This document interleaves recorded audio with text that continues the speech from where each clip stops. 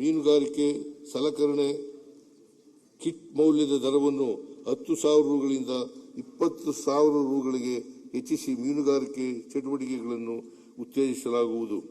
ಜೈವಿಕ ತಂತ್ರಜ್ಞಾನದ ಉದ್ಯಮಗಳು, ನವೀನ ತಂತ್ರಜ್ಞಾನದ ಅಭಿವೃದ್ಧಿ ಮತ್ತು ಸಮುದ್ರ ಕೃಷಿಯನ್ನು ಪ್ರೋತ್ಸಾಹಿಸಲು ಮಂಗಳೂರು ಮೀನುಗಾರಿಕಾ ಮಹಾವಿದ್ಯಾಲಯದಲ್ಲಿ ಸೆಂಟರ್ ಫಾರ್ ಎಕ್ಸಲೆನ್ಸ್ ಸ್ಥಾಪಿಸಲಾಗುವುದು. ಮೀನು ಆಹಾರದ ಸೇವನೆಯನ್ನು ಉತ್ತೇಜಿಸುವ ಮತ್ತು ಹಾಗೂ ಸಾರ್ವಜನಿಕರಿಗೆ ಸ್ವಚ್ಛ ಮತ್ತು ಗುಣಮಟ್ಟದ ಮೀನು ಉತ್ಪನ್ನಗಳು ಲಭ್ಯವಾಗುವಂತೆ ಮಾಡಲು ಬೆಳಗಾವಿ, ದಾವಣಗೆರೆ, ಹುಬ್ಬಳ್ಳಿ ಮತ್ತು ಚಿಕ್ಕಮಗಳೂರಿನಲ್ಲಿ ಮತ್ಸ್ಯ ದರ್ಶಿನಿಗಳನ್ನು ಸ್ಥಾಪಿಸಲಾಗುವುದು. ಮೀನು ಮಾರಾಟ ಮಾಡಲು ಸುಸಜ್ಜಿತ ಮೀನು ಮಾರುಕಟ್ಟೆಗಳ ಅವಶ್ಯಕತೆ ಇರುವುದರಿಂದ ಉತ್ತರ ಕನ್ನಡ, ದಕ್ಷಿಣ ಕನ್ನಡ, ಉಡುಪಿ ಹಾಗೂ ಬಾಗಲಕೋಟೆ ಜಿಲ್ಲೆಗಳಲ್ಲಿ ಮೀನು ಮಾರುಕಟ್ಟೆಯನ್ನು ನಿರ್ಮಿಸಲಾಗುವುದು. ರಾಜ್ಯದಲ್ಲಿ ಮೀನುಗಾರಿಕೆ ಕೊಂಡಿ ರಸ್ತೆಗಳ ನಿರ್ವಹಣೆಗಾಗಿ 20 ಕೋಟಿ ರೂಗಳನ್ನು ಒದಗಿಸಲಾಗುವುದು. ಒಳನಾಡು ಮೀನುಗಾರಿಕೆಯ ಗ್ರಾಮೀಣ ಜೀವನೋಪಾಯ ಮತ್ತು ಆಹಾರ ಭದ್ರತೆಗೆ ಮಹತ್ವವಾಗಿ ಮೀನುಗಾರಿಕೆಯಲ್ಲಿ ಆಧುನಿಕ ತಂತ್ರಜ್ಞಾನಗಳನ್ನು ಅಳವಡಿಸಿಕೊಂಡು ನದಿ, ಕೆರೆ, ಕೃಷಿ ಹೊಂಡ ಹಾಗೂ ಜಲಾಶಯಗಳಲ್ಲಿ ಮೀನು ಉತ್ಪಾದನೆ ಹೆಚ್ಚಿಸಲು ಮೀನುಗಾರರಿಗೆ ತರಬೇತಿ ನೀಡಿ ಸ್ಥಿರ ಆದಾಯ ಗಳಿಕೆಗೆ ಅವಕಾಶ ಕಲ್ಪಿಸಲಾಗುವುದು. ಸಹಕಾರ 2025-26ನೇ ಸಾಲಿನಲ್ಲಿ 37 ಲಕ್ಷ ರೈತರಿಗೆ 28,000 ಕೋಟಿ ಸಾಲವನ್ನು ವಿತರಿಸುವ ಗುರಿ ಹೊಂದಲಾಗಿದ್ದು, ಫೆಬ್ರವರಿ 26ರ ಅಂತ್ಯಕ್ಕೆ 25 ಲಕ್ಷ ರೈತರಿಗೆ 22,000 ಕೋಟಿ ಸಾಲವನ್ನು ವಿತರಿಸಲಾಗಿದೆ. ಪ್ರಸಕ್ತ ಸಾಲಿನಲ್ಲಿ 38 ಲಕ್ಷ ರೈತರಿಗೆ ಶೂನ್ಯ ಬಡ್ಡಿ ದರದಲ್ಲಿ 30,000 ಕೋಟಿ ಕೃಷಿ ಸಾಲ ವಿತರಿಸುವ ಗುರಿ ಹೊಂದಲಾಗಿದೆ. ಯಶಸ್ವಿನಿ ಯೋಜನೆಯಡಿ ಇದುವರೆಗೆ ರಾಜ್ಯಾದ್ಯಂತ 870 ಯಶಸ್ವಿನಿ ನೆಟ್ವರ್ಕ್ ಆಸ್ಪತ್ರೆಗಳಲ್ಲಿ 80,253 ಫಲಾನುಭವಿಗಳು ಚಿಕಿತ್ಸೆ ಪಡೆದಿದ್ದು, ಇದಕ್ಕಾಗಿ 163 ಕೋಟಿ ರೂಪಾಯಿಗಳನ್ನು ಭರಿಸಲಾಗಿದೆ.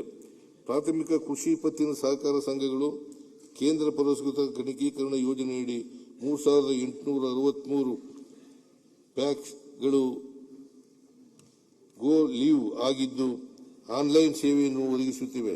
ಪ್ರಸಕ್ತ ಸಾಲಿನಲ್ಲಿ ಬಾಕಿ ಉಳಿದ 1,628 ಸಹಕಾರ ಸಂಘಗಳನ್ನು ಸಂಪೂರ್ಣವಾಗಿ ಗಣಕೀಕರಣಗೊಳಿಸಲು ಉದ್ದೇಶಿಸಲಾಗಿದೆ. ಸಹಕಾರ ಸಂಘಗಳ ನಿಬಂಧಕರ ಹಂತದಲ್ಲಿ ವಿವಿಧ ಸೇವೆಗಳನ್ನು ಜನಸಾಮಾನ್ಯರಿಗೆ ಸುಲಭವಾಗಿ ಒದಗಿಸಲು ದತ್ತಾಂಶವನ್ನು ಆನ್ಲೈನ್ನಲ್ಲಿ ನಿರ್ವಹಿಸಲು ಕ್ರಮವಹಿಸಲಾಗುವುದು.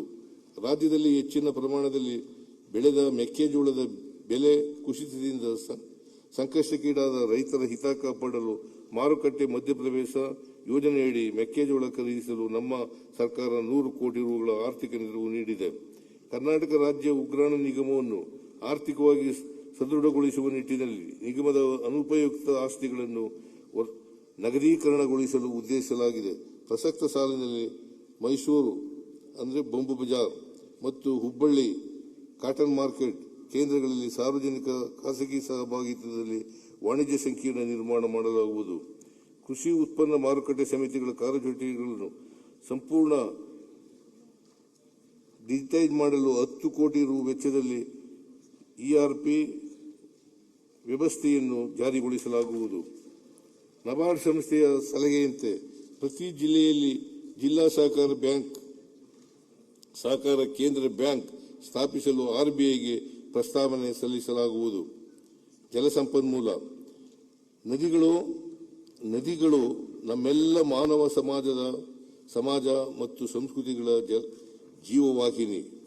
ಅವು ಕೊಳಕಾದರೆ, ಅವು ಬತ್ತಿದರೆ ನಮ್ಮ ಉಸಿರು ಉಡುಗುತ್ತಾ ಬಂದಂತೆ. KP ಪೂರ್ಣಚಂದ್ರ ತೇಜಸ್ವಿ. ಕರ್ನಾಟಕದ ಬಹು ನಿರೀಕ್ಷಿತ ಮೇಕೆದಾಟು ಯೋಜನೆಗೆ ಸಂಬಂಧಿಸಿದಂತೆ ತಮಿಳುನಾಡು ರಾಜ್ಯವು ಮಾನ್ಯ ಸರ್ವೋಚ್ಚ ನ್ಯಾಯಾಲಯದಲ್ಲಿ ಸಲ್ಲಿಸಿದ ತಕರಾರು ಅರ್ಜಿಗಳು ವಜಾಗೊಂಡಿರುವುದು ಕರ್ನಾಟಕಕ್ಕೆ ಮಹತ್ವದ ಕಾನೂನು ಜಯವಾಗಿದೆ.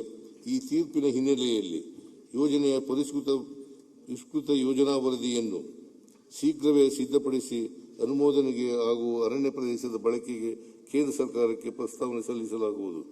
ಹೆಚ್ಚಿನ ವಿಡಿಯೋಗಳಿಗೆ ಪ್ರತಿಧ್ವನಿ ಯೂಟ್ಯೂಬ್ ಚಾನೆಲ್ ಸಬ್ಸ್ಕ್ರೈಬ್ ಮಾಡಿ, ಬೆಲ್ ಐಕಾನ್ ಕ್ಲಿಕ್ ಮಾಡಿ.